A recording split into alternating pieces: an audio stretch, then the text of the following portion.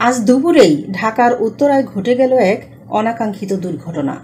কোনো কিছু বোঝার আগেই অনেকগুলো নিষ্পাপ প্রাণ ঝরে গেল। বলছিলাম উত্তরায় মাইলস্টোন স্কুল অ্যান্ড কলেজে বিমান বাহিনীর প্রশিক্ষণ বিমান বিধ্বস্তের কথা।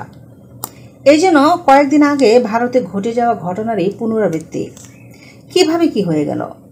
তথ্য থেকে জানা যায়, বিমানের পাইলট ফ্লাইট লেফটেন্যান্ট তৌকির বিমানটিকে ঘনবসতি এলাকা থেকে শূন্য জায়গায় নিয়ে যাওয়ার চেষ্টা করেছিল, কিন্তু নিজের প্রাণ দিয়েও তা পারলেন কই।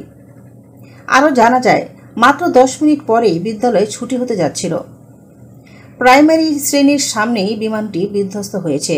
এই সময় অন্যান্য ক্লাসের কোচিংও চলছিল এই ভবনে। কেউ তাদের সন্তানের লাশ পাচ্ছেন, কেউ অর্ধপোড়া অবস্থায়, আবার কেউ এখনো খুঁজেই পাচ্ছেন না তার আদরের কলিজার টুকরা সন্তানটি কেমন আছে, বেঁচে আছে কিনা। অনেকে ইতোমধ্যে মারাও গিয়েছেন, অনেকে চিকিৎসাধীন অবস্থায় রয়েছেন।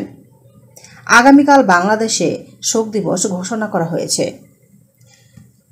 এবং দোয়া রইল যারা বেঁচে আছেন এই দুর্ঘটনায় তারা যেন খুব শীঘ্রই একটা সুন্দর জীবনযাপনের সুযোগ পান, যেন জীবন তাদের থমকে না দাঁড়ায়।